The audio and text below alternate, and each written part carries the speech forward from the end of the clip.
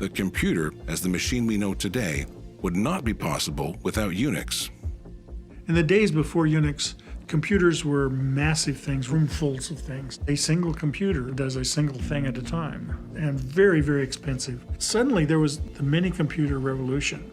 It took the insight of two bright computer scientists, Ken Thompson and the late Dennis Ritchie, who with very different but complementary skill sets were able to put their heads together and launch what would become the forerunner of the modern-day operating system.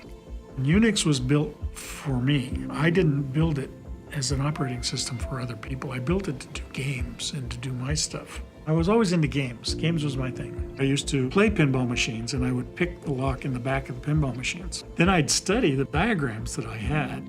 That's where I learned a lot of this kind of logic. I pretty much did the initial Unix work. Then when Unix was up and running on a PDB-7, Dennis came along and started writing programs with me on it. I would describe Dennis Ritchie as an exceptionally nice guy who sort of may have come across shy, but inside he was one of the kindest, most giving people I've met in a long time. He was sharp. He was much more mathematical than I.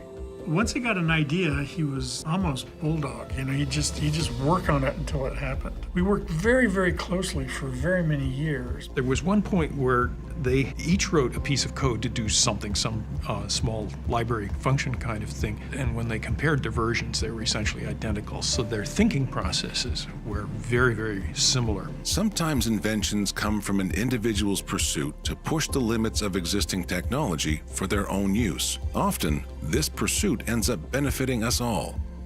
Together, Thompson and Ritchie eclipsed existing limits to develop Unix, and their work has given us access to a dimension that existed inside the computer from the very beginning, one that now lives on as their legacy, always lying just beneath the surface of our everyday lives. There's no user in Unix.